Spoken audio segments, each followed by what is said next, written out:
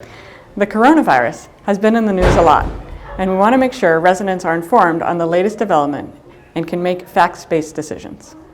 Over the years, we have learned a lot about what can happen when a new virus emerges from another country. People from those areas can be stigmatized and isolated, simply out of others' fear. We saw the negative backlash with SARS and the economic devastation to Chinese businesses. Currently, so we can avoid a repeat situation, it is important that we all know the facts. Let's start with two public health terms, isolation and quarantine, which are different.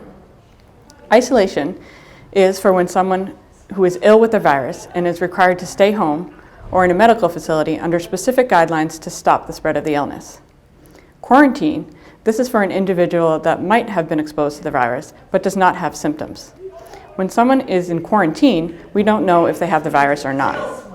There is always a period of time between exposure to a virus and development of symptoms. With coronavirus, there is a conservative length of time, 14 days from the possible exposure to when we know if the individual has the virus. If the individuals were to develop symptoms within those 14 days, they would convert to an isolation case. As of February 14th, there are only 15 confirmed cases in the whole United States and only one in Massachusetts, which is in Boston.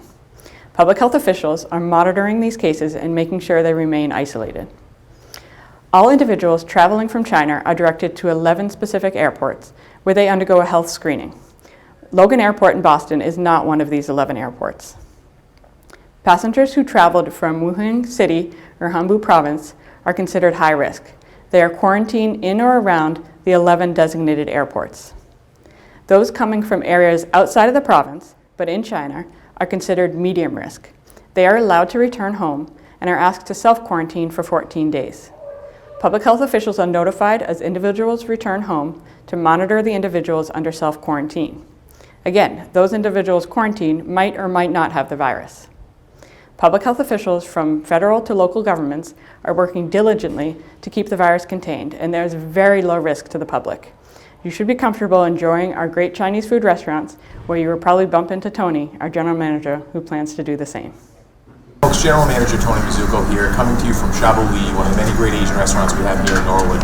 As you've heard from Sigal Reese, our Public Health Director, some of the Asian restaurants in the greater Boston area, and indeed throughout the country and the world, have suffered a loss of business as a result of the coronavirus. There's no reason not to eat at any of these great restaurants, and we want to encourage you to continue to go to these restaurants, to eat at these restaurants, whether it's takeout or eat in. We're here for a great lunch at Shabuli, and we encourage you to visit any of the great Asian restaurants we have. There's China-Rama in the Ward, there's the Golden Abacus on Route 1, and a number of other great Asian restaurants. These are all local businesses that employ local people, pay local taxes, and provide us with delicious food. So we encourage you, get out there and eat at the great Asian restaurants that we have in town. They have a lot to offer, they're completely safe, and the food is delicious. So we hope we see you there.